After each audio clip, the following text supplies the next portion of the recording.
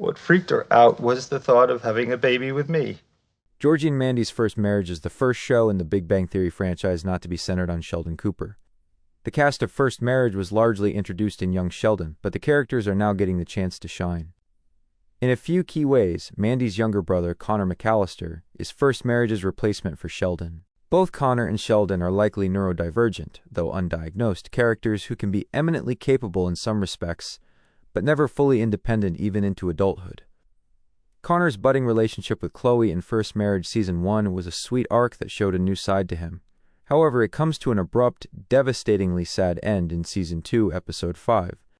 Connor's breakup would have been too sad to show on-screen because of its realness. Connor's breakup with Chloe is far sadder than Sheldon's brief split from Amy in TBBT because the emotional stakes are brutally personal in a way Sheldon never had to face. We have a situation. What's going on? I found this in Connor's bathroom.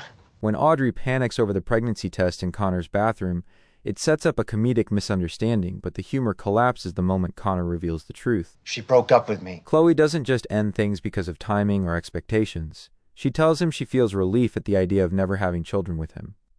That's a devastating level of emotional rejection, far deeper than Amy's frustration with Sheldon's slow pace. Sheldon's breakup with Amy in TBBT Season 8 was painful, but it was rooted in love.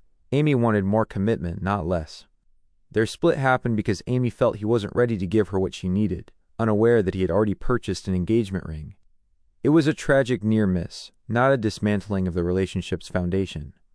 Chloe's decision, on the other hand, comes from a sudden, visceral realization that she cannot imagine a future with Connor at all.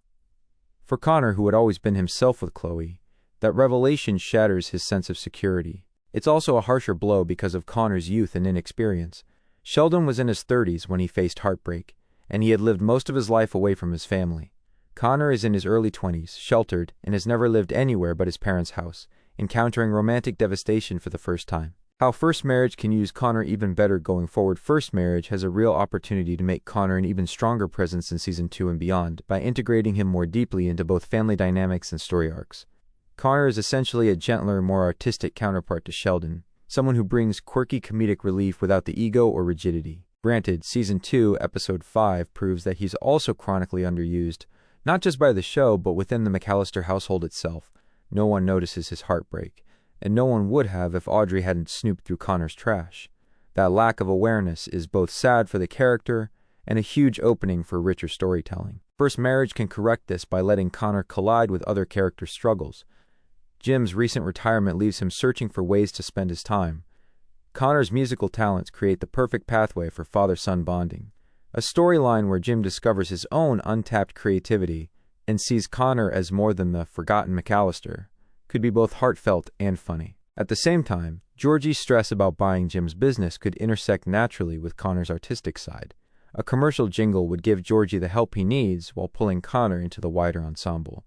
By weaving Connor into other characters' arcs, Georgie and Mandy's First Marriage can transform Connor from a comic side character into a fully realized part of the show's emotional core. The text is 499 words long.